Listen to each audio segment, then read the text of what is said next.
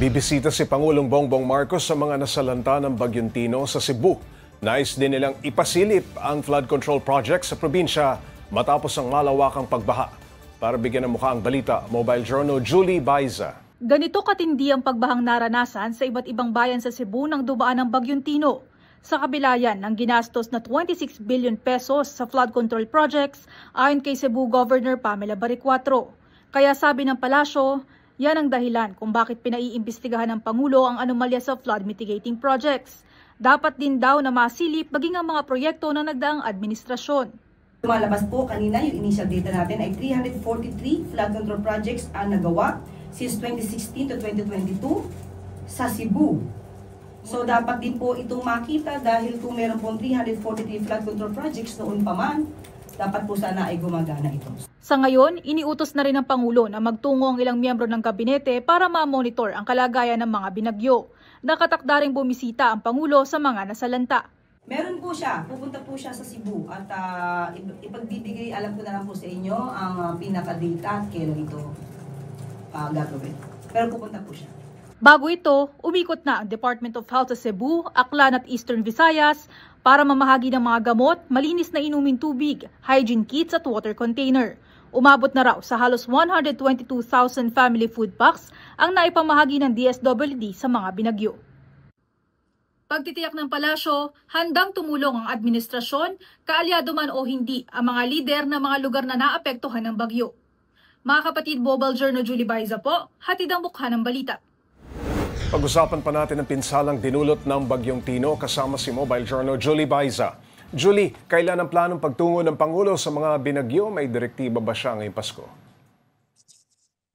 Pops, hinihintay pa natin yung abiso ng Malacanang kung kailan nga mai-schedule itong pagtungo ng Pangulo sa Cebu. Inaasahan natin na baka ngayong linggo ay tumulak na ang Pangulo lalo't wala pa naman siyang nakalatag na aktibidad simula nga nung dumating siya mula dyan sa APEC Summit sa Korea. Ang direktiba kanina inanunsyo naman ng palasyo na inatasan ng Pangulo yung Department of Budget and Management at ang iba pang mga ahensya ng pamahalaan na gawing simple yung selebrasyon ng year-end o yung Pasko para nga sa mga ahensya ng gobyerno. Ito'y bilang pakikiisa, Pops J, sa mga naapektuhan hindi lang ng bagyo kundi ng nagdaan ding lindol noong nakaraang buwan sa Mindanao. So parehas Visayas at Mindanao parehas nga raw napuruhan nitong bagyo at noong lindol. Pero Pops J, hindi ito yung unang beses na umapela ang Pangulo ng gawing simple yung selebrasyon. Kung maaalala natin last year, dahil din yan sa sunod-sunod na bagyo, hinilingan niya na sana lahat ng pamilyang Pilipino, simple yung celebration,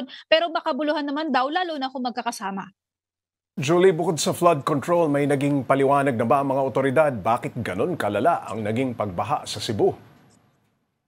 Pops J, kanina ang nasabi lang talaga ng palasyo ay yung pag-iimbestiga sa flood control. Lalo't malaking araw yung pondo din na nailaan lalo na dyan sa Cebu. Kaya hinahanap kung naging makabuluhan ba, kung nakatulong ba at gumagana ba yung mga flood control project na pinondohan ng more than or nasa 26 billion pesos, sabi ng Cebu Governor.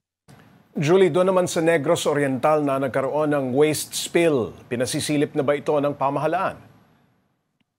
Pop, sabi ni Palace Press Officer Claire Castro, nakarating na raw kay Pangulong Bongbong Marcos yan. Kaagad daw na inutusan yung DENR na makipag-usap sa mga LGU para nga ipatupad yung containment measures. Para din, Pops J, doon naman sa BIFAR, inutusan na rin na maglabas sila ng order para sa mga mangingisda na iwasan muna yung panghuhuli doon sa lugar na apektado. At baka kasi may posibilidad na meron niyang epekto yung mga huli nila sa kalusugan natin. Doon naman sa pagpapanagot, Pops J, kasi hindi ito yung unang beses na nadawit, yung kumpanyang dawit din dyan. Ang sabi ng palasyo, kung makikita daw na may pagkukulang at talagang kinakailangan panagutin, panalagutin daw sila at patuloy naman daw yung investigasyon dyan. Sa iba pang issue, Julie, nagbabala ang pamahalaan tungkol sa DDoS attack ngayong araw. Ano ba yun?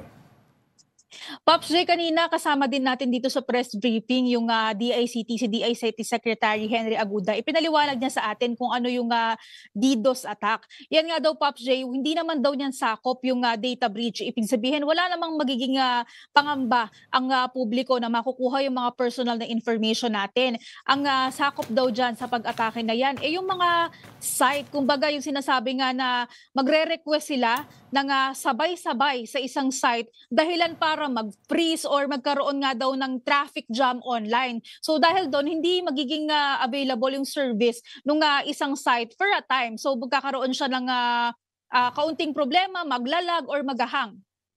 Maraming salamat, Mobile Journal Julie Baiza.